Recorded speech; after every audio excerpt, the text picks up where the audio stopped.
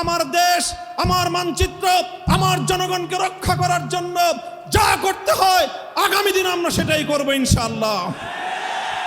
ইতিমধ্যে আমাদের মুরব্বীগণ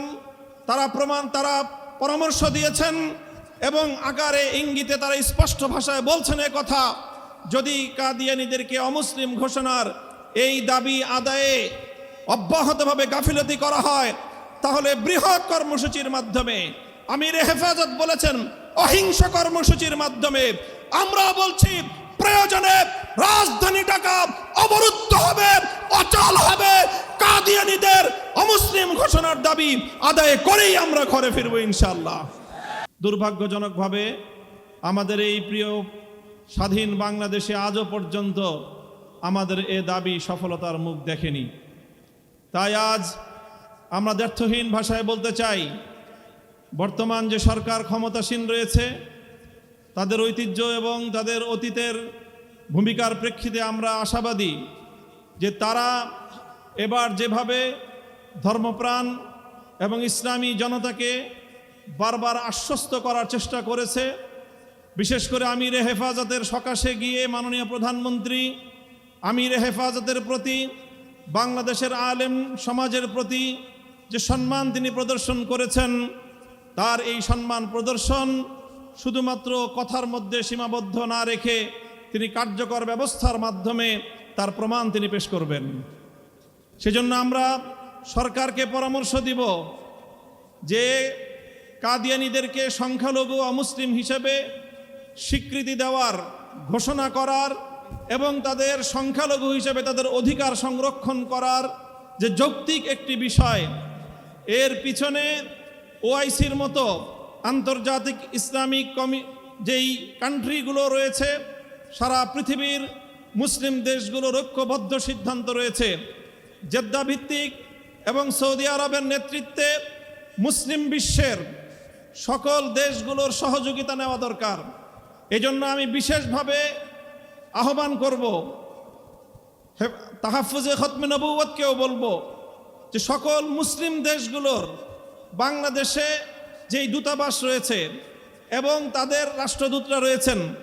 তাদের সাথে আমাদের বিশেষ যোগাযোগ করা প্রয়োজন এবং মুসলিম বিশ্বের সকল রাষ্ট্রের সহযোগিতা এই দাবির উপর সংগ্রহ করে ওআইসির এই সিদ্ধান্ত কার্যকর করার জন্য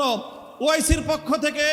বাংলাদেশ রাষ্ট্রের উপর যেন চাপ প্রয়োগ করা হয়, সেই জন্য আমাদেরকে কূটনৈতিক তৎপরতা অব্যাহতভাবে পরিচালনা করতে হবে। এবং ইনশাআল্লাহ আমরা স্পষ্ট ভাষায় বলছি,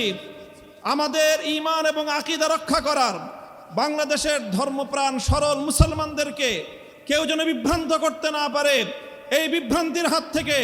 ঈমান বিধ্বংসী ষড়যন্ত্রের হাত থেকে আমার দেশ, আমার মানচিত্র, আমার জনগণকে রক্ষা করার জন্য যা করতে হয় আগামী দিন আমরা সেটাই করব ইনশাআল্লাহ। ইতিমধ্যে আমাদের মুরব্বীগণ তারা পরামর্শ দিয়েছেন এবং আকারে ইঙ্গিতে তারা স্পষ্ট ভাষায় বলছেন কথা, যদি কাদিয়ানীদেরকে অমুসলিম ঘোষণার এই দাবি আদায়ে অব্যাহতভাবে গাফিলতি করা হয় তাহলে বৃহৎ কর্মসূচির মাধ্যমে, আমির হেফাজত বলেছেন অহিংস কর্মসূচির মাধ্যমে, আমরা বলছি প্রয়োজনে রাজধানী ঢাকা অবরুদ্ধ হবে, অচল হবে, কাদিয়ানীদের অমুসলিম ঘোষণার দাবি আদায় করেই আমরা ঘরে ফিরবো ইনশাআল্লাহ। সেই জন্য একদিকে আমাদেরকে ব্যাপক কাদিয়ানীদের অপতৎপরতার বিরুদ্ধে দেশব্যাপী গণসংযোগ করতে হবে, দাওয়াতি কার্যক্রম করতে হবে, কাদিয়ানী সম্প্রদায়ের স্বার্থ সংশ্লিষ্ট অর্থনীতির তাদের যেই শক্তি, সেই শক্তির গোড়ায় আমাদেরকে নিয়মতান্ত্রিক উপায়ে আঘাত হানতে হবে। সেই সাথে গোটা দুনিয়ার মুসলিম বিশ্বকে সঙ্গে নিয়ে বাংলাদেশের সকল রাজনৈতিক পক্ষগুলো ঐক্যবদ্ধ হয়ে ইনশাআল্লাহ, ইতিমধ্যে আপনারা দেখেছেন আমাদের দলীয় সংসদ সদস্য জাতীয় সংসদে কাদিয়ানীদের অমুসলিম ঘোষণার দাবি উত্থাপন করেছে। ইনশাআল্লাহ আমাদের যারা সংসদে প্রতিনিধি রয়েছে তারা তাদের এই উচ্চকিত কণ্ঠ অব্যাহত রাখবে, বলেই যাব যতদিন দাবি আদায় না হবে আমরা এই দাবি থেকে এক চুল পরিমাণ পিছপা হব না ইনশাআল্লাহ। ইনশাআল্লাহ আগামীর দিনে আমাদের সেই দাবি আদায় হবে এবং আমরা নিয়মতান্ত্রিক উপায়ে আমাদের রাষ্ট্র সরকারের কাছ থেকে সেই দাবি আদায়ের প্রত্যাশা রেখে বক্তব্য শেষ করছি। ও আখিরু দাওয়ানা আলহামদুলিল্লাহি রাব্বিল আলামিন।